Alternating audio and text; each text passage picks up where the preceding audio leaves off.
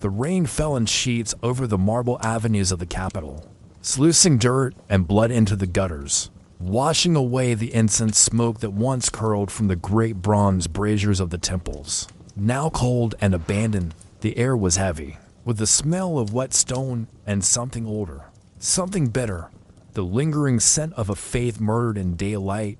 And so it was, in the twilight of the 3rd century, that an empire once bound together by the sacred oaths of its ancestors began to unbind itself from the very gods who had delivered it to greatness, trading the carved idols of its fathers for the ink-stained decrees of men, its generals swearing new allegiances in shadowed halls, its priests stripped of their vestments and dignity, their altars toppled, their holy fires drowned in barrels of water by hands that once trembled. Before them, in the Senate, voices rose in cautious approval, masking the unease that crawled like frost under their togas. For they knew, as all thinking men knew, that this was not mere reform, not some passing experiment in governance, but the gutting of the empire's soul, the deliberate unmooring from the divine covenant that had been its shield since the days when kings wore wolf skins and the city's walls were mud and timber. This is Candle and Coffin. The narrator's voice echoed, low and solemn. Let's uncover the forgotten truth beneath the ashes of history. Before we begin, let me know where you're listening from and what time it is there.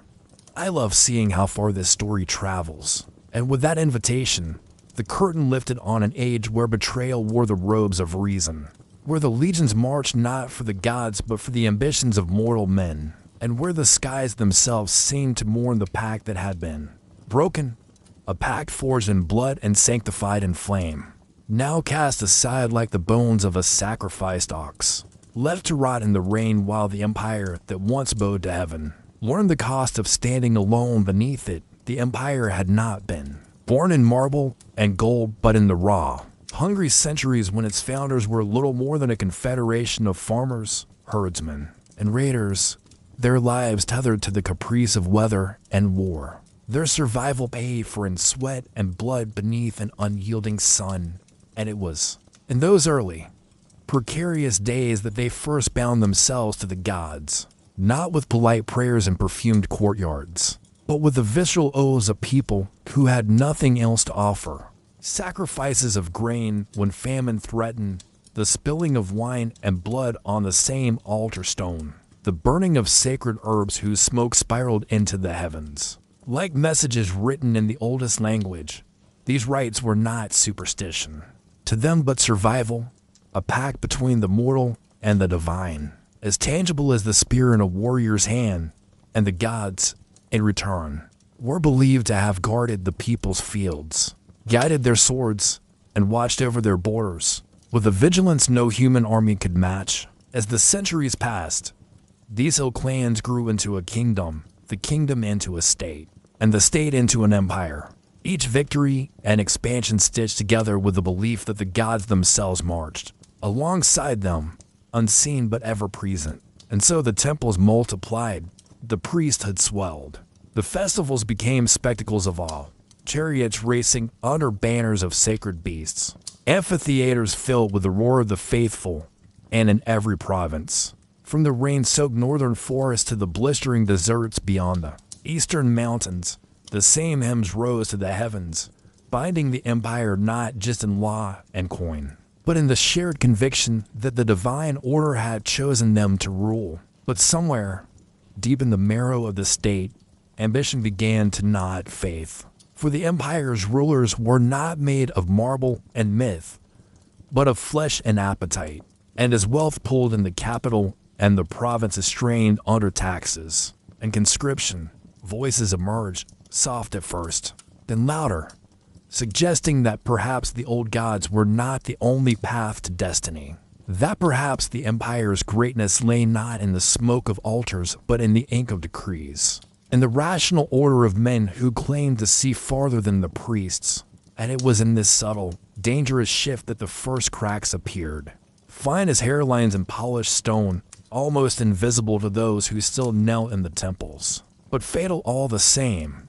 For history would later show that cracks, once made, have only one destiny: to spread until the whole edifice falls. He was not born to the purple, nor was he cradled in the incense-thick shadows of the great temples. He came instead from the borderlands, where the empire's stone roads gave way to muddy tracks and the horizon was often blackened with the smoke of enemy raids. And in such a place he learned early that survival came not from divine favor, but from cold calculation. His name, now etched in the chronicles as both savior and traitor, was Marcellus Varro, son of a retired centurion and a woman whose lineage was whispered to be half barbarian.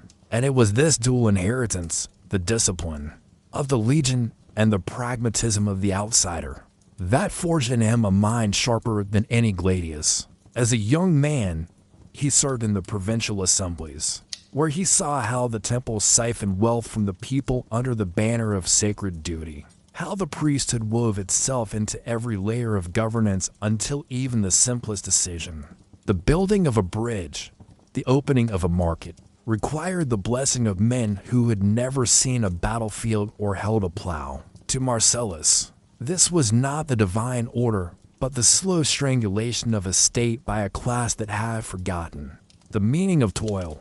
And so, when fortune and intrigue carried him to the capital, he brought with him a vision that would terrify the faithful, an empire where power rested not in the whims of gods, but in the hands of mortal reason, where laws were written by elected men and enforced by soldiers loyal to the state alone. He was clever enough to know that such heresy could not be declared in the open, not yet, and so he moved like a shadow through the marble halls, forging alliances with senators disillusioned by the priest's grip, whispering to generals who chafed at the festivals that delayed campaigns, sowing doubt not in the existence of the gods, but in their necessity. And like a man tapping at a wall to find the hollow places, Marcellus learned where the empire's faith was weakest, where the crack would widen if struck just so. And it was here that the long betrayal began, not with fire and sword,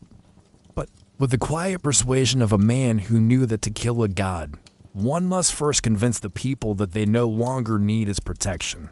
It began with a decree so small that many in the capital scarcely noticed it, a subtle stroke of the stylus buried in the daily tide of proclamations and edicts. But to those who watched the balance of power between altar and throne, it was a signal flare in the night. Marcellus, now elevated to the post of consul through a web of favors and quiet promises, announced that the annual grain dole, long distributed under the blessing of the high priest during the festival of the first harvest, would henceforth be overseen solely by the civic magistrates. Bypassing the temple entirely, the reasoning, couched in the language of efficiency and fiscal prudence, was that the granaries were a matter of state logistics, not spiritual stewardship. But in the marble colonnades of the Temple of Oro, the god of plenty, the proclamation was read as a challenge so brazen it bordered on sacrilege. Robed priests gathered in the shadowed sanctuary, the golden face of the god looming above them, and murmured of omens, of the raven seen circling the forum, of the sacred well whose water had turned cloudy. But when they brought their grievances before the Senate, they found that the old unity was gone. Many senators, coaxed by Marcellus' arguments and incentives, waved away the priest's warnings as superstition, muttering that the gods had protected the empire for centuries but could surely abide one administrative reform. The people, too, found little to protest, for the grain arrived on time and without the ritual delays of the past, and bread on the table speaks louder than the smoke of incense. Yet beneath this seeming calm, the high priest began to move, dispatching envoys to sympathetic generals, reminding the devout governors in the provinces of their sacred oaths, whispering in marketplaces and port taverns that the consul's hand was guided not by reason, but by an unseen hunger to unseat the divine order itself.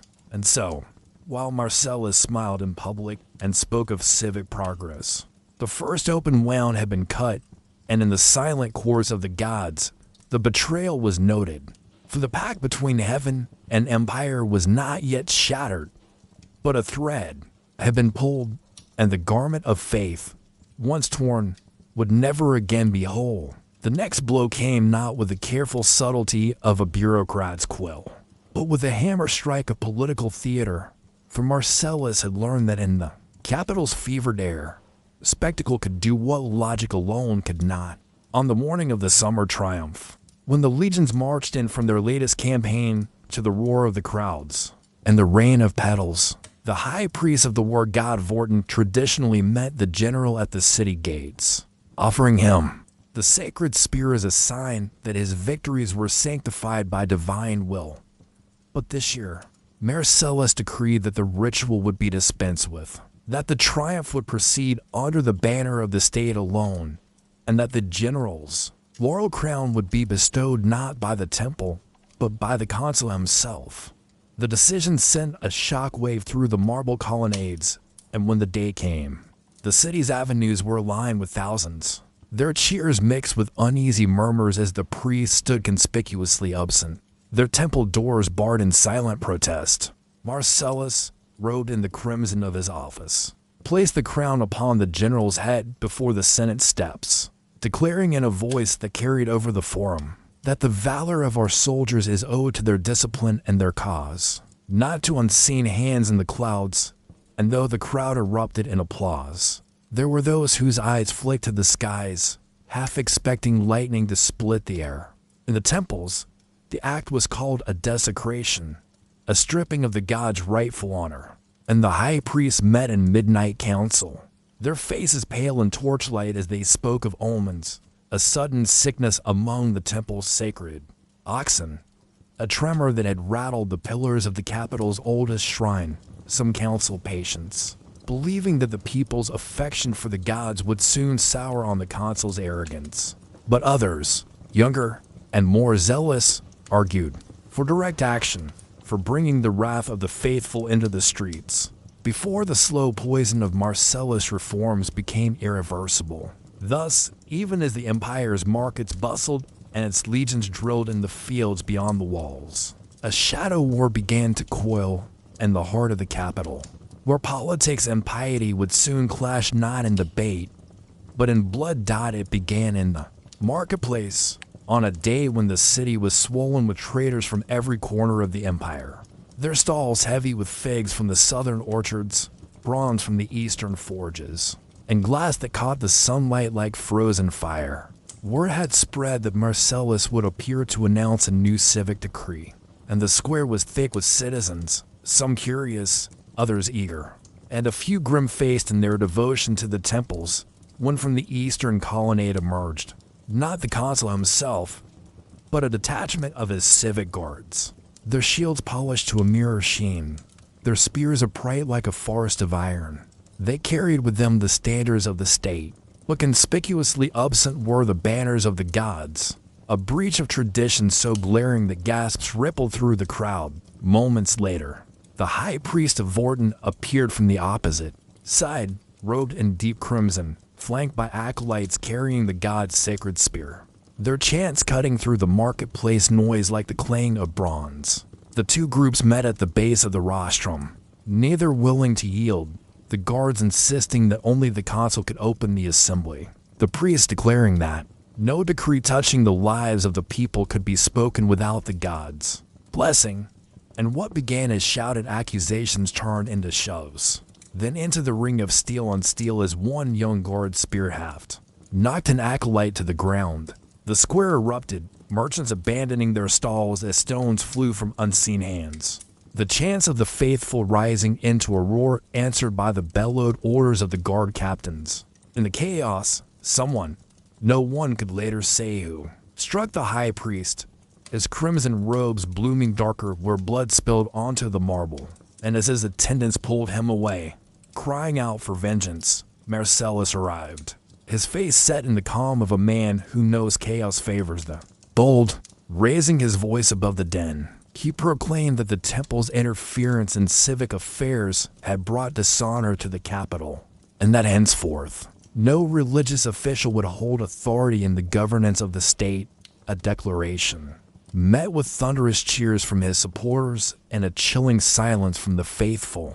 Who knew in that moment that the slow betrayal had turned into open war, and that the gods' patience, if they had any, was nearly at its end? The priesthood's reply came not in speeches or scrolls, but in a display so calculated and unnerving that it lodged in the city's memory for generations. 3 nights after the marketplace clash, under a moon swollen and pale as bleached bone, the great bronze doors of the Temple of Oro swung open without trumpet or herald, and out poured a procession of priests and acolytes in silent ranks, each bearing a torch whose flame burned an unnatural blue, the light washing the marble streets in a ghostly pallor.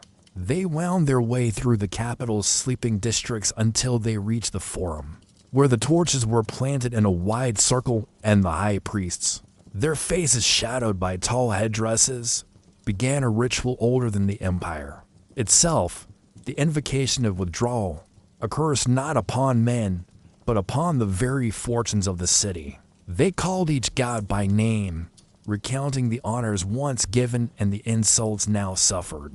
And with every name spoken, the torches flared higher, casting long, trembling shadows against the Senate walls. Those who watched from windows swore that a sudden wind carried away the warmth of the summer night, that the air tasted of iron, and that in the moment the final god's name was spoken, the moonlight dimmed as if veiled. When dawn came, the Forum was empty save for a ring of cold ash where the torches had stood, and by midday rumors were racing through the streets of a merchant ship dashed to splinters at the harbor mouth without warning, of an unexplained fire in the eastern granaries, of livestock found dead in their pens. Whether these events were divine wrath or coincidence mattered less than the perception, and for the first time, Marcellus felt the weight of fear among his own allies. Whispers that perhaps the gods would not surrender their place so easily. Yet he also saw opportunity, for panic was a tool as sharp as any sword, and if the priesthood meant to use it against him, he would turn it back upon them with twice the force. Marcellus moved with the precision of a general laying siege to a citadel, understanding that the priesthood's strength lay not in their temple's stone walls but in the hearts and habits of the people. And so he struck at the places where faith and daily life most intertwine. Within a fortnight of the invocation of withdrawal, he pushed through the Senate an unprecedented edict, the dissolution of sacred estates, which stripped the temples of their vast agricultural holdings, those fertile lands that had for centuries yielded the grain, oil, and wine used both for offerings and for the sustenance of the poor. The estates were to be seized by the state, their revenues redirected to a newly created civic relief office, staffed entirely by magistrates loyal to the consul. The announcement was made in the Forum with all the pomp of a festival. Marcellus, flanked by soldiers in ceremonial armor and magistrates bearing scrolls like trophies, the decree read aloud in a voice that carried to the farthest portico. Let the strength of the empire feed his people, not the coffers of idle idols. The crowd, still unsettled by the recent omens, listened in tense silence. But when grain rations were increased the very next week, and public works crews began repairing long-neglected roads and aqueducts, approval spread like ripples in a pond. In the temples, however, the effect was like a hammer blow to the ribs. Priests who had overseen vast tracts of land now found themselves stripped of influence, their retinues dismissed, their processions dwindling. Some fled to sympathetic provinces, others cloistered themselves in their sanctuaries, praying for a sign of divine intervention. But the most dangerous among them did neither. They began to plot, not for petitions or omens, but for blood, understanding now that Marcellus would not stop until the gods themselves were erased from the life of the empire, and that if he could not be turned, he would have to be removed. The first attempt came cloaked in ceremony, on a day meant to honor the empire's founding, when the Senate gathered in the Hall of Ancestors, its marble floor inlaid with the names of kings and consuls long dead. Marcellus stood at the dais beneath the great bronze wolf standard, delivering an oration on the virtues of civic unity, his voice echoing against the coffered ceiling, when a figure in the livery of a temple attendant approached with a traditional libation cup, a gesture so steeped in custom that no one thought to question it until later. The man bowed, offered the vessel with both hands, and for the briefest moment, Marcellus' eyes flicked to the dark liquid within, its surface quivering like a pupil under torchlight.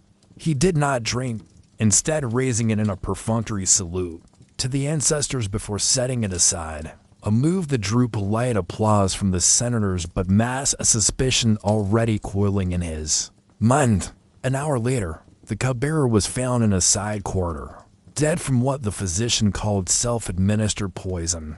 Though no one believed a word of it, the man's jaw was shattered, as if to silence whatever confession he might have made.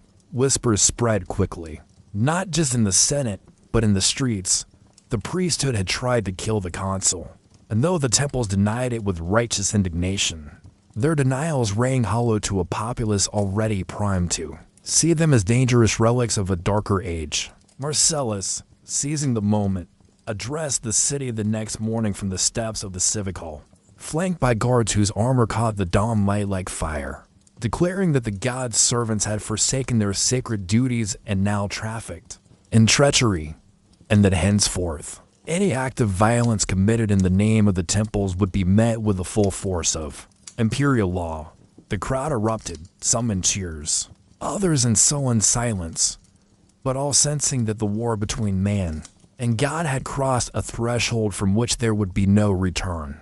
The priests knew that killing Marcellus outright would only crown him a martyr of reason, so they chose a slower, more insidious weapon, the fracture of the empire itself. Across the provinces, in the wind-scoured highlands, the steaming river, deltas, and the vast wheat plains where the horizon bent beneath the weight of the sky, the temple still held the hearts of the rural poor, those who saw the gods not as symbols of the state, but as the living breath in the world around them. And it was there that the priest had planted the seeds of revolt.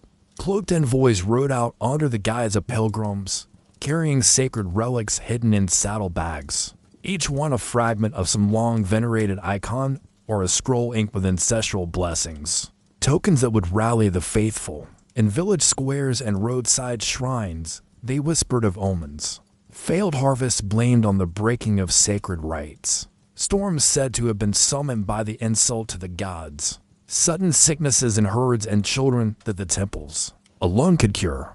They urged governors loyal to the old ways to withhold tax shipments to the capital, to wait upon the gods' justice before obeying the decrees of a man who scorned heaven. Soon, supply caravans to the capital grew scarce. Garrisons reported unrest in their districts, and the Senate floor rang with accusations, some calling for the consul to restore the gods' honors for the sake of unity, others demanding that the rebellious provinces be crushed. As an example, Marcellus, his jaw set like granite, saw what the priesthood intended, not his immediate death, but his slow political suffocation beneath the weight of a crumbling empire. Yet he also saw the opening they had given him. For every act of defiance in the provinces could be painted as proof that religion weakened the state, and in this widening rift between temple and throne, he prepared his most ruthless maneuver.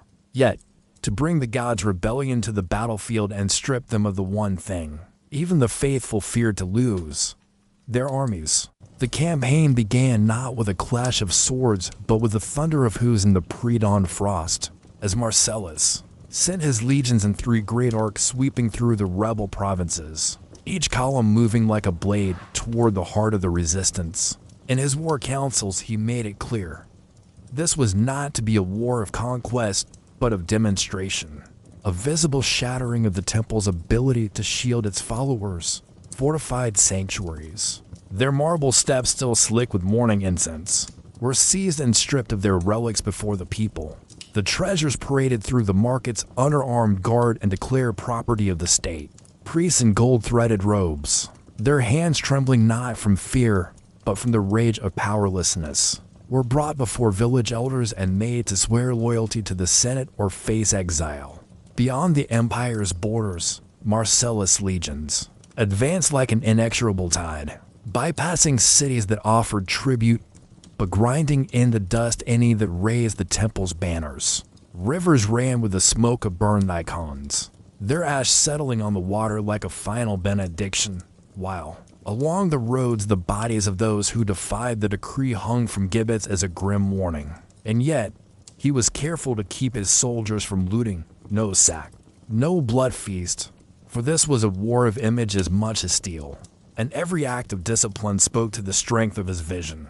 An empire united under mortal law, free from the whims of divine threat. Word of his victories carried faster than his columns. And in the capital, the Senate began to whisper that perhaps the consul was more than a reformer. Perhaps he was something the empire had not seen in generations, a ruler with a will to reshape destiny itself. But for all the order and victory, Marcellus knew the temples were not yet beaten, for their greatest weapon was not stone or army, but the hearts of the people who still knelt at dusk and whispered prayers to gods who now, perhaps, listened. With wounded pride it came in the form of a feast, a public celebration meant to honor Marcellus' victories, thrown by senators whose smiles were as polished as their silver goblets.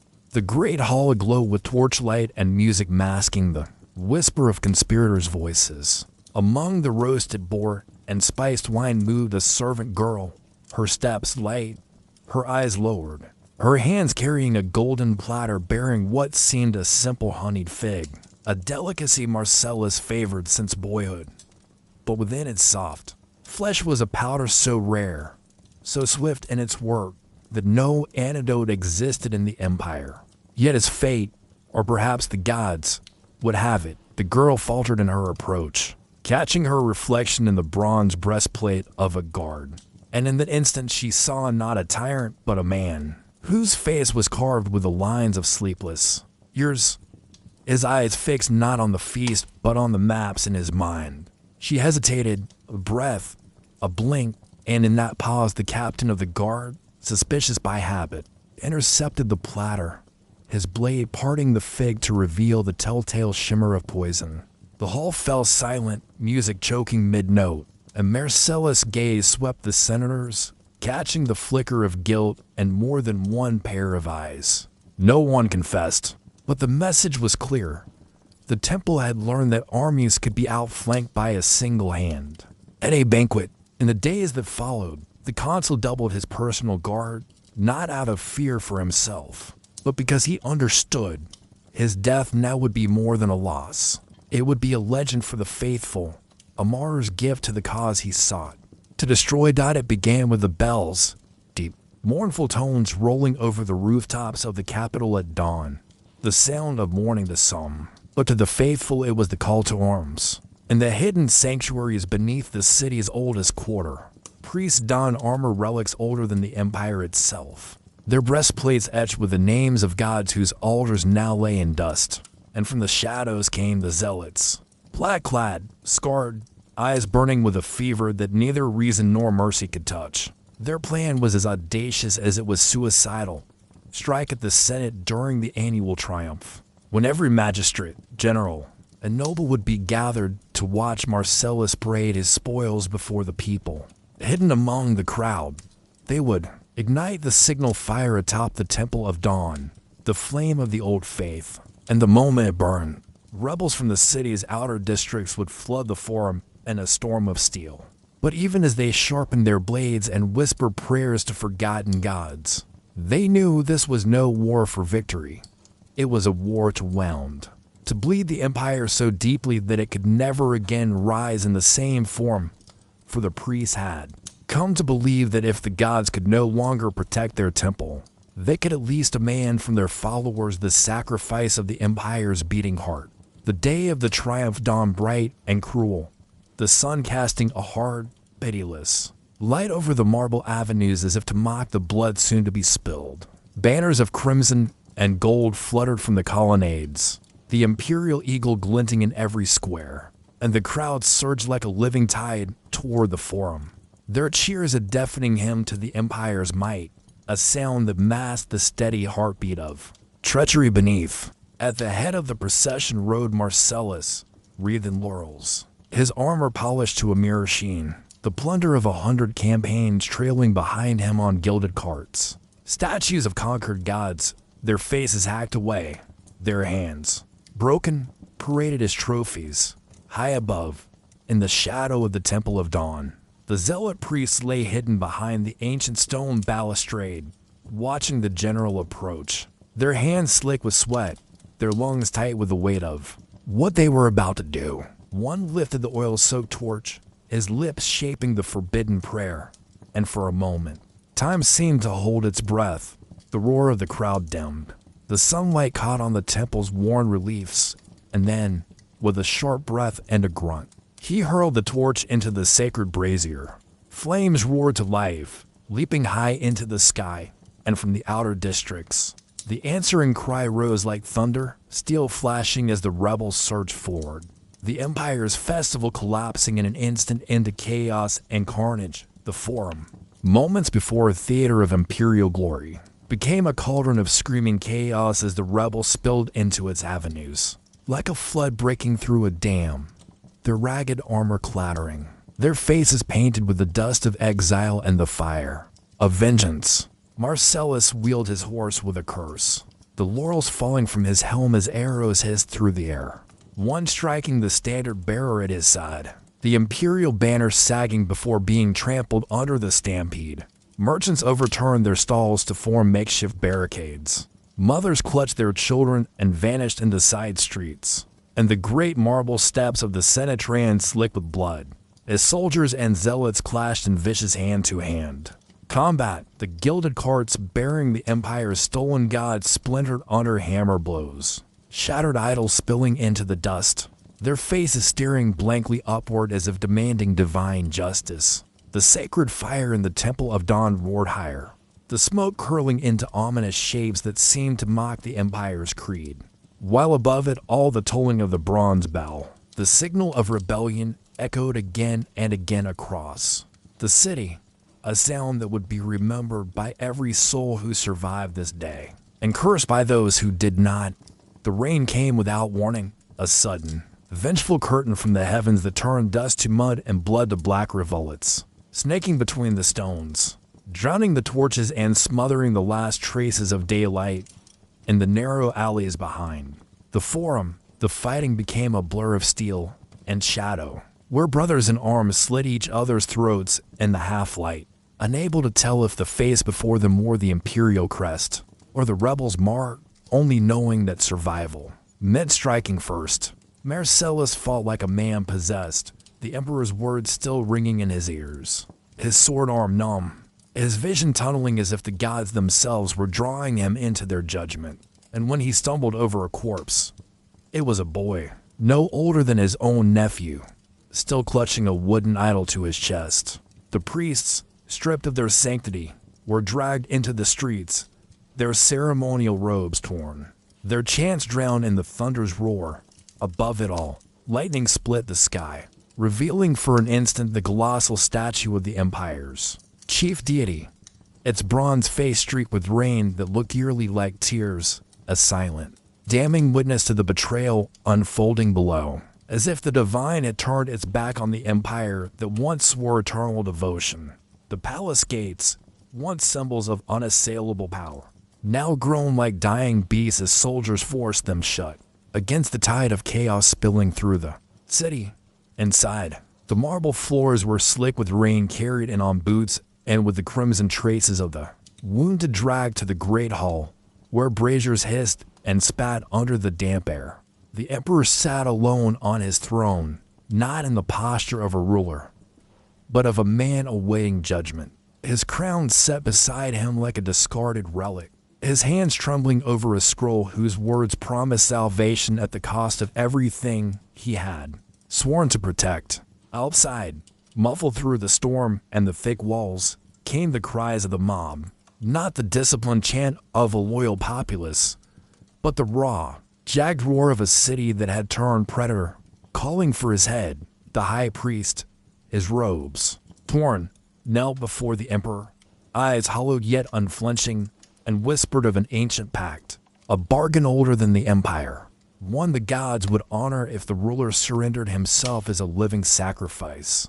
The Emperor's eyes, bloodshot and heavy with sleepless nights, drifted to the great bronze doors of the hall, knowing that beyond them stood both his doom and his only hope. And for the first time in his reign, he envied the dead, the torches, guttered in the hall as the bronze doors yawned open, letting in a rush of wind and rain that seemed to carry the city's hatred on its back. The emperor rose without command, his robes heavy with water and time, his face lit by the flicker of fire as if already caught between worlds. Soldiers, their armor dented and spirits cracked, flanked him in silence, not as protectors but as escorts to a destiny none dared name aloud. The high priest walked ahead, chanting in the old tongue, each word sharp and cold like flint, summoning the memory of gods that had not been worshipped openly in 100 years. The crowd outside surged and parted, their cries momentarily swallowed by awe as they beheld their ruler stepping into the storm, not with the defiance of a king but with the inevitability of a man fulfilling an ancient debt. Lightning split the sky, revealing the black stone altar at the center of the square, slick with rain and worn by centuries of forgotten rites. And as the emperor approached it, his gaze caught the faint carvings, faces of gods whose eyes seemed to glimmer in the stormlight, watching to see if the pact would be kept. The square held its breath as the emperor mounted the steps of the altar, each footfall echoing against the drenched stone like a drumbeat from the underworld. The high priest's voice rose in a fevered crescendo, weaving the storm into his litany until the rain seemed to fall in rhythm with his words. The emperor knelt, not before his people, but before the memory of the gods his forefathers had sworn to serve, pressing his hands to the cold slab where blood had once run in rivers. In the shadows, the crowd swayed between reverence and hunger. For vengeance, their faces lit in brief, violent flashes of lightning. The high priest produced the ancient blade, a jagged shard of meteoric iron, black as midnight and thrumming with a low, unearthly hum, and held it over the emperor's bowed head, its point catching the firelight like the eye of a predator. And in that instant, before steel could meet flesh, the ground shuddered as if the earth itself had woken, the air thickening with the scent of scorched incense and rain. And from the churning clouds above came a voice, not human, not forgiving, that rolled across the city like a breaking tide, demanding not just the emperor's life, but the reckoning of an entire empire. And so it ended, not with the roar of armies or the clatter of steel, but with a silence so deep it seemed to pull the world inward. The storm broke in a single, blinding flash, and when the light faded, the altar stood empty. The emperor gone, the high priest kneeling in a pool of his own shadow, his hands trembling as if he had touched something far colder than death. In the streets, the people found themselves staring upward, for the great temples that had crowned the city were crumbling stone by stone, their golden idols falling and shattering like brittle clay. The voice from the clouds was gone, but its absence felt heavier than its presence, leaving only the whisper of the wind through the ruins across the empire. Rivers ran black with ash, fields lay empty, and the sacred fires refused to burn, as though the very elements had turned their backs. Those who survived spoke of omens, flocks flying backward across the sky, shadows moving without their owners, the moon weeping blood.